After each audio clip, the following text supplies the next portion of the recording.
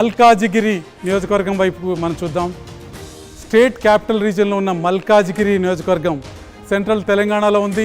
మల్కాజిగిరి నియోజకవర్గం 2009లో ఏర్పాటైన నియోజకవర్గం. దేశంలోనే అత్యధిక ఓటర్లున్న అతిపెద్ద నియోజకవర్గంగా మల్కాజిగిరి నియోజకవర్గం గురించి చెప్పొచ్చు. హైదరాబాద్ శివారుల్లో విస్తరించి ఉన్న మల్కాజిగిరిలో తెలంగాణ స్థానికులతో పాటు దేశంలో దాదాపు అన్ని రాష్ట్రాల వారు కూడా ఉన్నారు. ప్రస్తుతం కాంగ్రెస్ నుంచి పట్నం సునీత మహేందర్ రెడ్డి, బీజేపీ నుంచి ఈటెల రాజేందర్, బీఆర్ఎస్ నుంచి రాగిడి లక్ష్మారెడ్డి పోటీలో ఉన్నారు. కాంగ్రెస్ పట్నం సునీత 2 సార్లు జడ్పీ చైర్మన్గా చేశారు. తొలిసారిగా ఎంపీ బరిలో ఆమె ఉన్నారు.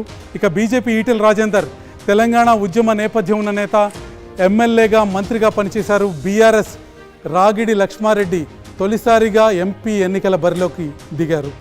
ఈ నియోజకవర్గంలో భారతీయ జనతా పార్టీ స్పష్టమైన విజయాన్ని సాధించే అవకాశాలు కనిపిస్తున్నాయి. బీజేపీ విజయానికి దోహదపడే అంశాలు, ఈటెల రాజేందర్ విజయానికి దోహదపడే అంశాలు ఏంటో ఒకసారి చూద్దాం. బీజేపీ గ్రాఫ్ చాలా బాగుంది. ఈ నియోజకవర్గంలో ఈటెల రాజేందర్ పట్ల సానుకూల వైఖరి ఈ నియోజకవర్గ ఓటర్లలో చాలా స్పష్టంగా కనిపిస్తుంది.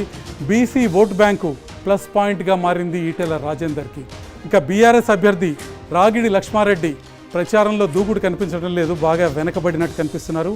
కాంగ్రెస్ అభ్యర్థి సునీత మహేందర్ రెడ్డి గట్టిగానే ప్రచారం చేస్తున్నా చేవెళ్ల నుంచి వచ్చారన్న కామెంట్లు మైనస్ పాయింట్గా మారుతున్నాయి.